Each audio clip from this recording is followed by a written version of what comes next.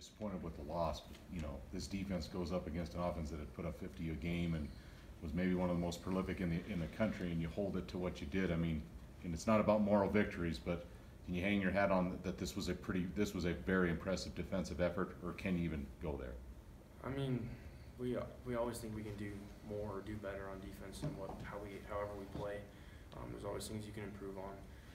But I think for the most part, yeah, that was an offense that was averaging 52 points a game, and we held them to 24 points, and I don't think they had like maybe 200 yards total offense, and they're usually close to about 500 yards total offense. So I think, we did most of what we could, but I wouldn't say we played a perfect game. Did you do anything different than you've done in past games? Did you have some special wrinkles for them? What were you able to do to kind of keep them off balance and just out of sync for the most part? We didn't have any new wrinkles or anything. It was just making sure throughout the week of practice that we prepared for that no huddle offense, and that's how they score so many points. Is they get guys out of gaps and miss assignments, and then a big play shoots, and then they're 5 yards away from scoring a touchdown. So really, that was the biggest thing for us, is making sure we get lined up and know our assignment and execute. What'd you think about what Sean gave you guys at quarterback? I thought Sean, provided a nice spark. Obviously, there's still some things that he needs to, improve on. But I thought for the most part, for a kid who's been redshirting this whole year to come in and, that first fumble, it happens, man. It's a game of football, and he learned from it. And we didn't lose hope in him. And he did the best he could. I think, in my opinion, I think he played hard. He's a competitive kid going against him on the scout team. He knows how to get guys fired up, and so I don't know what the offense will do moving forward, but I thought for the most part he played hard. You have one touchdown really that scored against the defense, one special teams. But do you feel like this starts to get you guys for these last 4 games back in the order where maybe you were a year ago, that you start to be that defense again? Yeah, each game's different. Depending on how our offense does and what our opposing team offense comes up with, and you just got to learn how to adjust. And there's adversity is going to come in every game, and you just got to learn to fight through it and forget the last play and move on. So I think that's the biggest thing for us moving forward.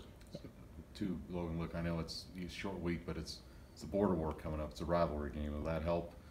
Get the focus going, kind of re-energize the guys, because it's the border war. Will that help, or does that matter at this point? Yeah, you always get fired up for rivalry games, but to say that's the game that has to turn our season around, like I'm saying, guys need to get fired up for every game, not just because it's a rivalry border war game. We need to, execute our game plan to the best of our ability, regardless of who we're playing. But CSU is obviously our rival, and we're going to go down there and try to come away with a W. I know you guys will support whoever coaches decide to go with at quarterback.